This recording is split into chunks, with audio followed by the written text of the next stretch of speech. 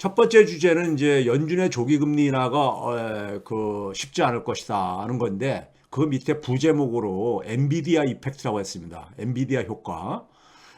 요거를 제가 좀 다루고 싶었는데 지난 연말부터 계속 다루고 싶었는데 제가 여러분들 이거 다루게 되면 또 주식 투자하고 연결하시는 분들이 있을 것 같아가지고 제가 주식 투자나 부동산 투자에 대해서는 제가 방송을 안 한다 그랬잖아요. 제가 뭐 저기 할 역량도 안 될 뿐만 아니라 여러분들에게 그러니까는 이게 투자 조언을 얻는 이런 방송으로 이거를 규정 짓고 싶지 않아서 제가 그렇습니다. 그런데 이 금리 인하와 관련해 가지고 얘기 안 할 수가 없어 가지고 오늘 이제 꺼냈습니다. 뒤늦게나마. 자, 지금 이제 월가에서도 보게 되면요, 뭐 골드만삭스를 지금 예를 들어 기사를 띄워놨지만은 이 3월 달에 그러니까 금리 인하를 기대했던 것이 있었는데 이게 이제 최소한 5월 달로 미뤄졌다 하는데 저는 5월 달도 힘들 거라고 봐요.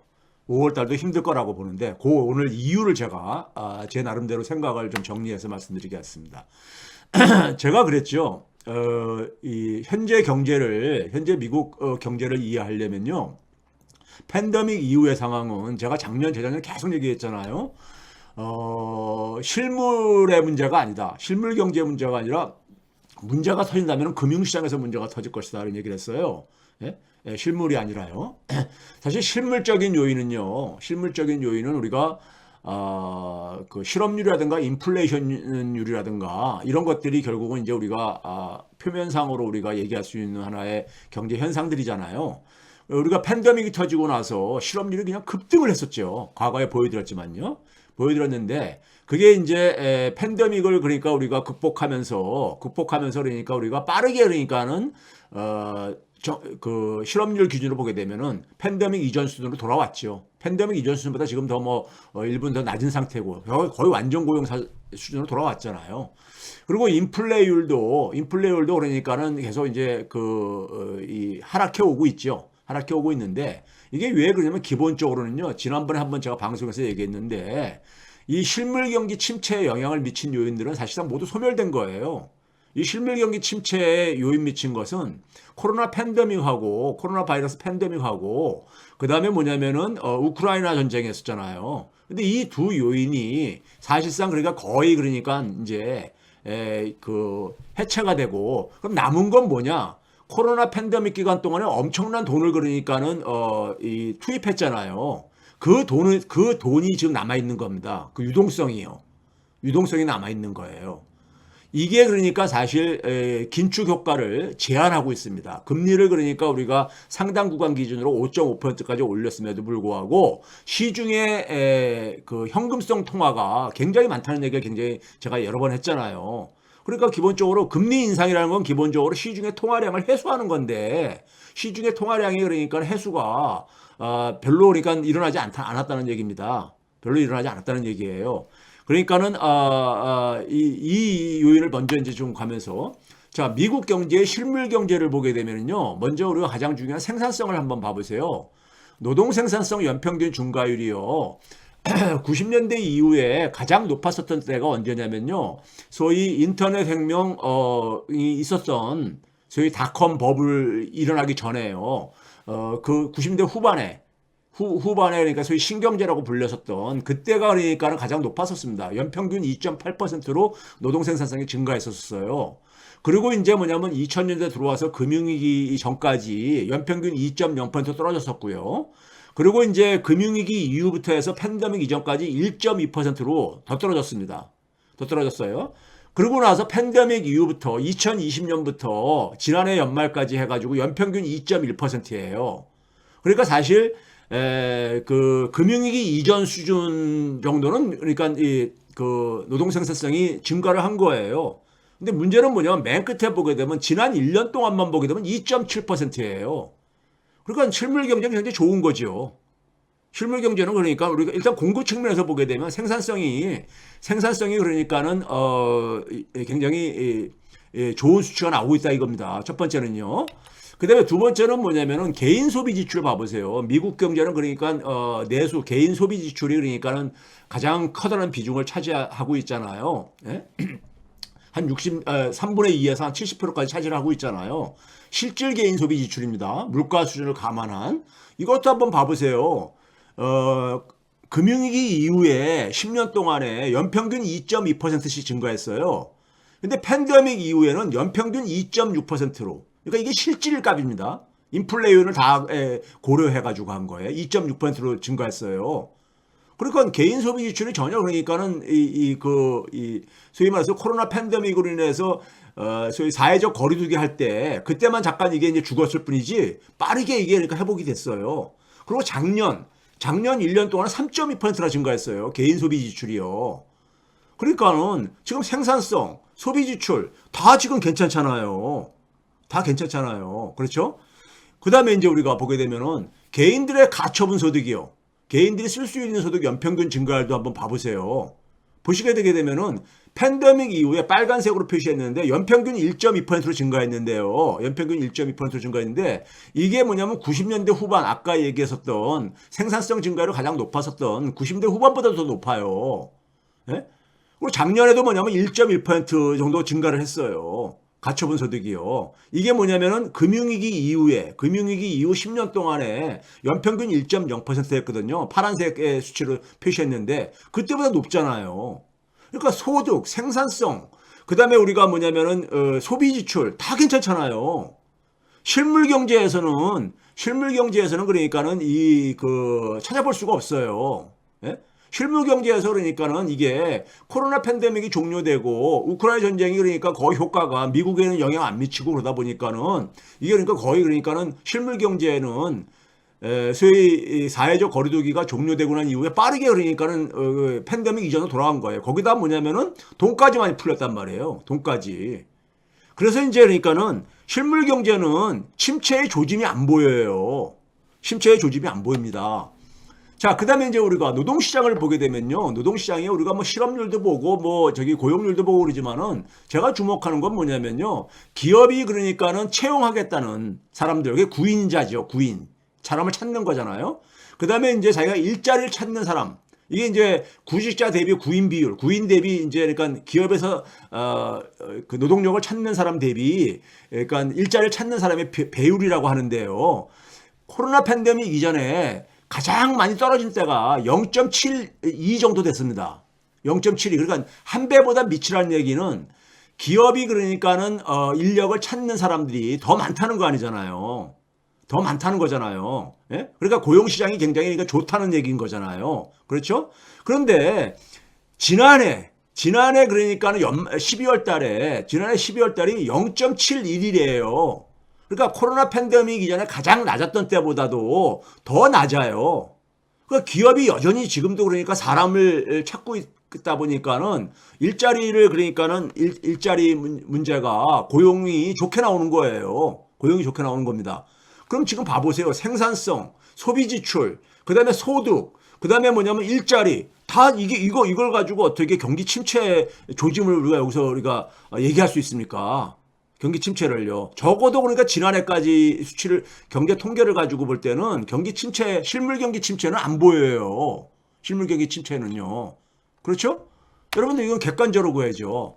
자, 그다음에 이제 우리가 오늘 제가 얘기하려는 건 이겁니다. 금융시장에서 이제 그러니까 결국 이제 이 풀린 돈 때문에 이제 가는데 제가 이제 이거를 얘기할까 하다가 여러분들이 이걸 주식 투자하고 연결할까봐 제가 그동안 안 했다 그랬는데요. 아, 방송 시간이 바뀌었나 이러는데 커뮤니티를 안 보시는가 보네요. 오늘만 화요일 방송입니다. 오늘만. 일요일 날 못했었기 때문에 제가 시간이 없어가지고요. 자, 제가 이제 제목으로 뭐라고 했냐면요. From iPhone moment to NVIDIA moment 이렇게 했잖아요. 미국이 그러니까 2000년대 처음 10년 동안은요. 혁신이 거의 안 일어났습니다. 90년대 말에 미국에 2000년대 처음 10년 동안에 굉장히 많은 혁신에 대한 장밋빛 전망이 있었어요. 그런데 의외로 안 나타났다가 소위 말해가지고 애플이 아이폰을 개발을 하면서부터 소위 모바일 혁명이 일어나는 거죠. 모바일 혁명이 일어난 거예요. 그래서 이 모바일 혁명이 2010년대를 미국 경제를 끌고 왔던 겁니다. 실제로 뭐냐면 애플이 시가총액으로 1위에 등극한 게 2011년입니다. 2011년이에요. 물론 아이폰이 나온 거는 2007년 6월 말에 나옵니다. 6월 말에 나오지만은 금융위기로 인해 가지고 금융위기로 인해서 잠깐 충격을 받았다가 더군다나 스마트폰에 있어서 핵심은 뭐냐면 앱 서비스이기 때문에 앱 서비스잖아요. 근데 이 앱스토어는 금융위기 이후에 이제 그러니까는 부터 본격적으로 이게 생태계가 구축이 되어졌었거든요. 예? 금융위기 이제 그러니까 거의 터질 무렵에 2008년 7월 달에 이제 그러니까 앱 생태계가 앱스토어가 개설되지만은 본격적인 거는 그 금융위기 이후에 사실은 그러니까 이게 활성화되어지거든요. 그렇죠? 그래서 금융위기 이후에 그러니까 미국 경제를 그나마 버티게 할 수 있었던 힘이 뭐냐면 모바일 혁명이었습니다. 모바일 혁명. 이걸 가지고 이제 아이폰 모먼트라고 이제 이게 엔비디아의 누굽니까?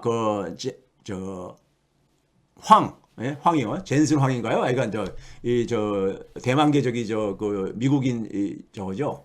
근데 하여간 엔비디아에 그러니까 엔비디아 창업자 중에 하나인 사람이 그러니까는 젠슨 황이 아이폰 모먼트라고 이런 표현을 그러니까는 챗 GPT가 나오고 난 이후에 챗 GPT를 그러니까 아이폰 모먼트라고 얘기했잖아요.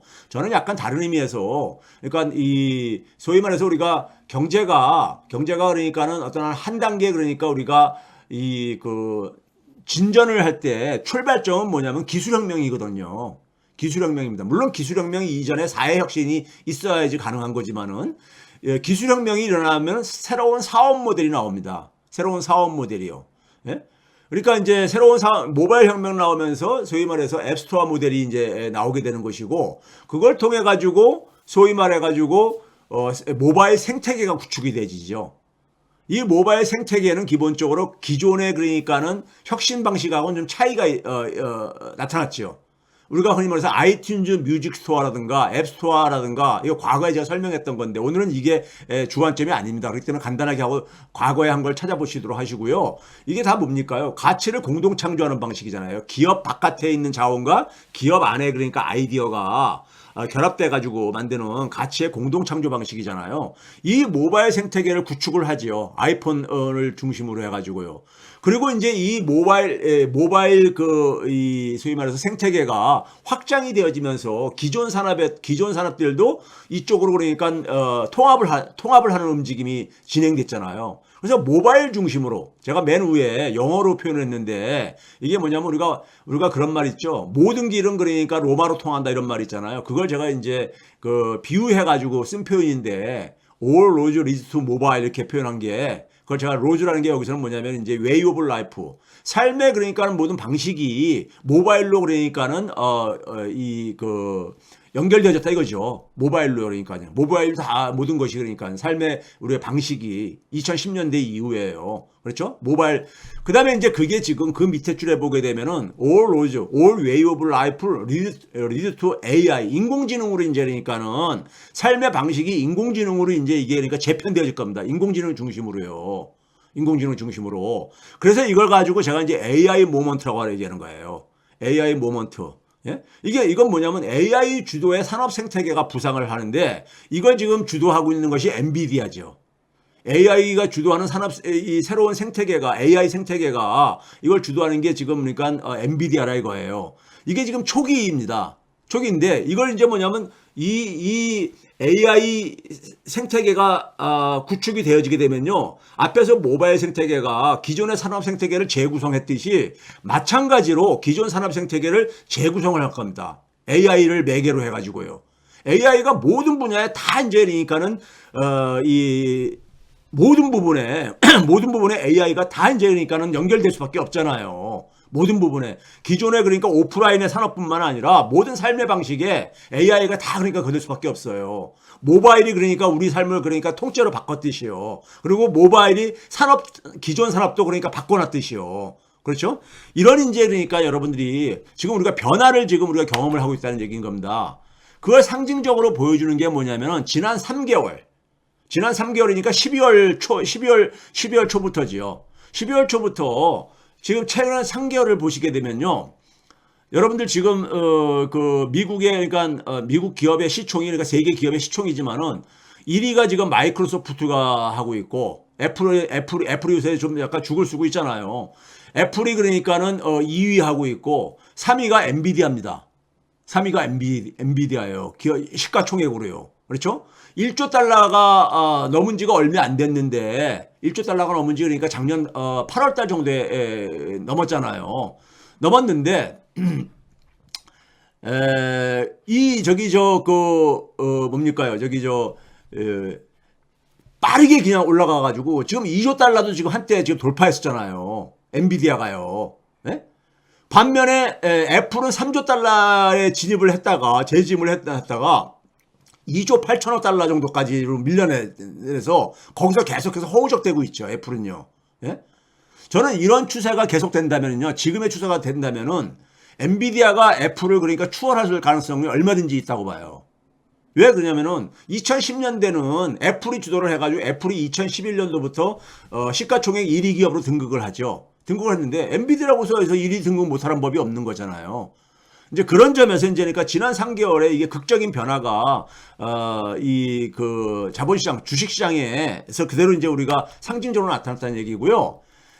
아이폰 모먼트, 그러니까 소위 말해서 애플이 그러니까 아이폰을 개발했을 때 그때 상황을 여러분들이 좀 이해를 하셔야 되는데, 애플이 그 당시에 보시게 되면요, 2007년도 6월 29일 날인가 아이폰이 이제 그러니까 출시가 되잖아요. 소개가 되잖아요.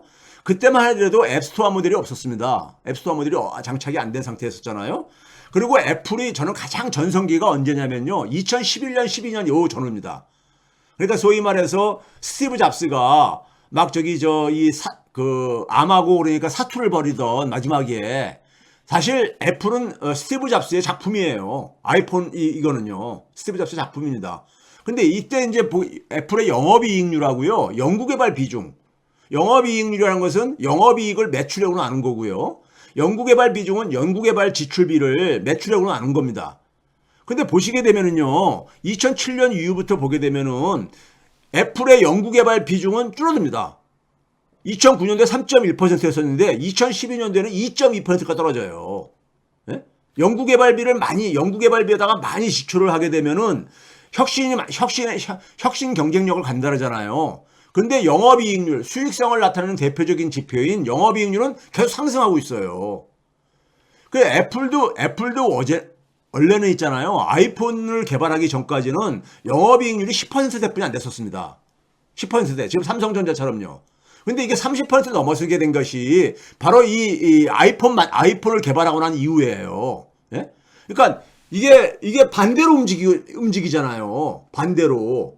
예? 영업이익률하고. 근데 영업이익률이 수익성이 급등을 하면서 오히려 연구개발 비중은 줄어드는 이런 새로운 현상을 그러니까는 만들어냈었죠.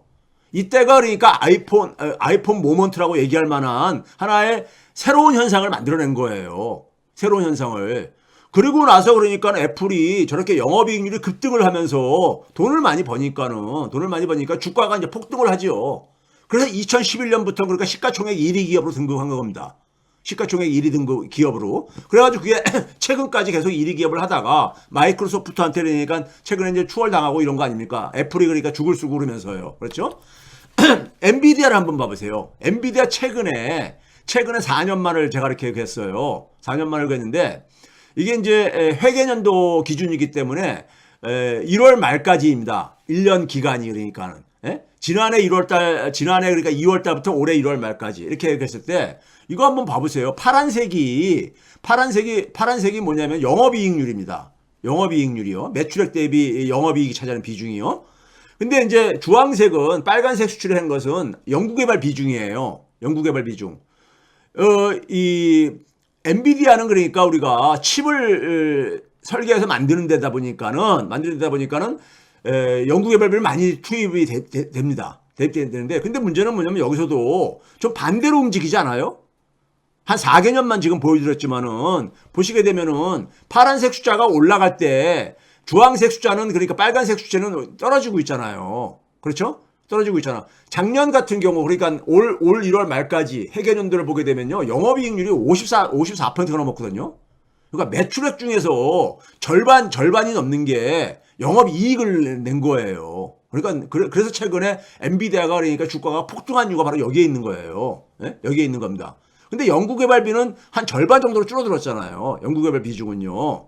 자, 그런 점에서 애플과 비슷한 애플이 2011년 전후에 보였던 모습과 비슷한 모습을 보인다 이거예요. 예? 보인다 이거예요. 그래서 제가 이제 엔비디아 이펙트 AI 모먼트라고 얘기를 하는 게 바로 이건데요. 자, 이걸 한번 봐보세요.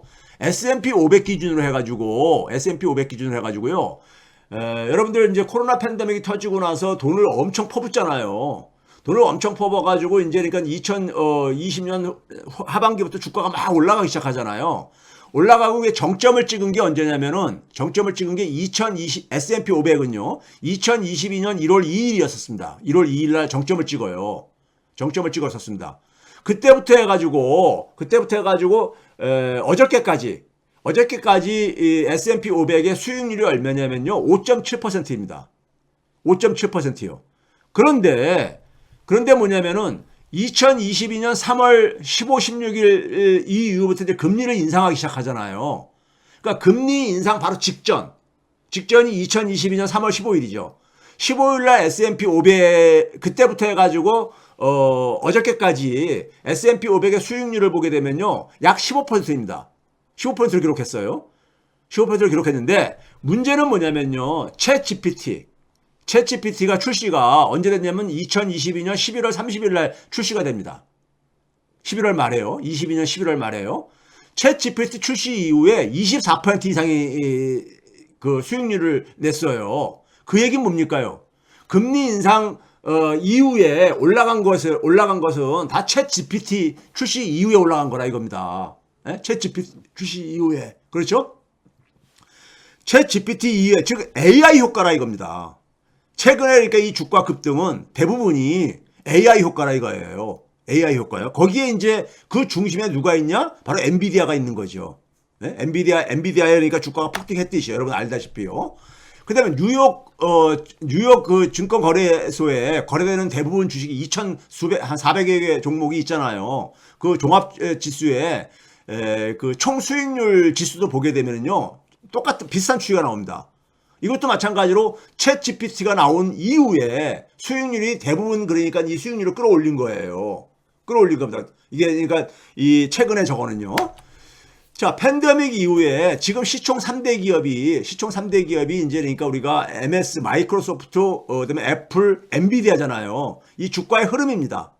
흐름인데 보게 되면은 회색 막대기 기둥이 된 게 엔비디아입니다.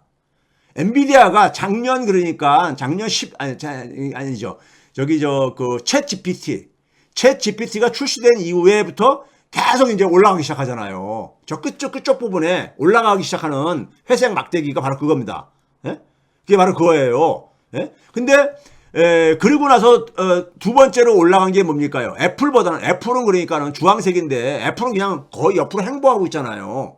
행보하고 있는 반면에 이제 되면 이제 MS도 좀 이제 그러니까는 비슷한 시기에 같이 좀 올라가고 있죠. MS도 그러니까는 인공지능에 이제 그러니까 AI에 진출을 했잖아요. 그렇죠? 이게 그러니까는 AI가 끌어내는 지금 장이에요. AI가 끌어내는 장입니다. 이게 이제 제가 이제 오늘 얘기하고 싶은 건데 애플이요, 여러분들. 아이폰을 런칭한 게 그러니까 2007년 6월 29일이지만은 금융위기 때 한번 그러니까 충격을 받고 쭉 떨어졌다가 2009년 4월 16일 날에 애플이 아이폰을 런칭했을 때 주가를 회복합니다. 주가를요. 예? 주가를 회복했어요. 그때 뭐냐면 한 주당 4불 34센트였었어요. 물론 지금 저걸 주가 기준으로 환산을 했을 때요. 그리고 나서 애플이 그러니까 2011년도에 시총 1위로 기업이 등장하죠. 그 2011년 연말에 애플 주가가 14달러 46센트까지 올라갔었어요. 수익률이 얼마냐? 333%였었어요. 그러니까 빠르게 성장한 거죠. 애플 주가가 빠르게 올라간 거예요. 빠르게. 그러니까 우리가 2년 한 8개월 만에 그러니까는 한 333%가 올라갔으니까 주가가요. 예? 이게 바로 뭐냐면 아이폰 모먼트의 그러니까 실체였던 겁니다. 그런데 엔비디아를 봐보세요. 엔비디아는 챗GPT가 런칭한 게 2022년 11월 30일이라 했잖아요. 그 이후 때 바로 12월 1일이 146달러였었어요. 엔비디아 주가가.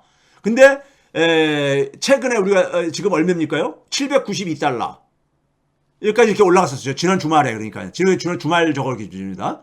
이게 얼마냐, 수익률이 얼마냐? 542%가 올라갔어요. 근데 기간은 어떻습니까? 더 짧지요. 23년 하고, 그러니까 23년 한 해 하고, 그러고 나서 지금 이제 2월달 지금 두 달하고 3달이니까는 1년 3개월 만에 542%를 수익률을 낸 거예요. 엔비디아는요. 그러니까 애플보다도 더 빠르게 그러니까는 이 성장하고 있다는 거죠. 더 빠르게 그러니까는 엔비디아의 주가가 그러니까 올라가고 있다는 거예요. 예? 훨씬 더 빠르게 증가하고 있죠. 예? 예, 공통점도 있지만은 차이가 좀 존재하고 있다 이거예요. 차이가. 그 다음에 이제 23년 이후에 시총 3대 기업의 주가 흐름을 보게 되면요. AI 반도체가 그러니까는 가장 주도를 하고 있죠. 그게 바로 이제 그러니까는 엔비디아죠. 그 다음에 이제 AI 소프트웨어, 이건 이제 뭔가 엔비디아도 이제 쿠다라든가 이런 걸 하지만은, 그 다음에 이제 여기에 이제 그러니까 소위 말해가지고, 마이크로소프트라든가 이런 기업들도 우리가 지금, 진출하고 있는 거고, 그 다음에 이게 어디로 지금 이제 이게, 확산되는 상황이냐면은 AI가 생성하는 콘텐츠. 이제 AI가 이제 콘텐츠를 다 생성하고 있잖아요. 심지어 뭐냐면 엔비디아는 반도체 제조까지도, 반도체 개발까지도 AI가 지금 이제 하고 있어요. 참여를 해가지고요. 자, 그런 점에서 그러니까는 이 흐름이 그러니까는 그러니까 우리가 2022년 그러니까 말 이후에 새로운 그러니까 모먼트가 형성되어지고 있다는 얘기인 겁니다.